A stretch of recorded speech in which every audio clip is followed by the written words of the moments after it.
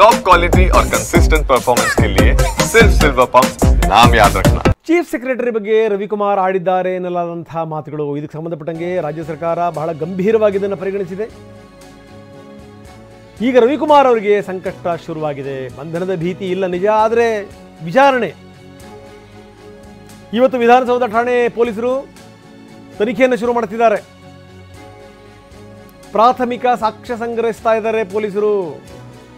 Video ಮಾಡಿದ್ಯಾರು ಅನ್ನೋದ್ರ ಬಗ್ಗೆನೂ ಕೂಡ ತನಿಖೆ ನಡೀತಾ ಇದೆ. ವಿಡಿಯೋದಲ್ಲಿರುವಂಥ ಹೇಳಿಕೆಯನ್ನು ಕೂಡ ಅವರು ಪರಿಶೀಲಿಸ್ತಾರೆ. ಇದು ಸಂಗತಿ.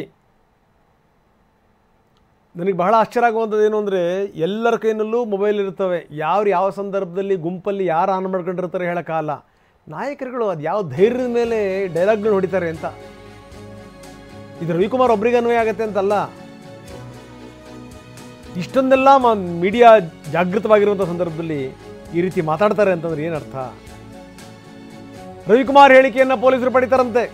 ವಾಯ್ಸ್ ಸ್ಯಾಂಪಲ್ಸ್ ಅನ್ನು ಕೂಡ ಪೊಲೀಸರು ಪಡಿತಾರೆ. ಅದನ್ನು FSL ಕಳಿಸ್ತಾರೆ, ತನಿಖೆ ಮಾಡಿಸ್ತಾರೆ.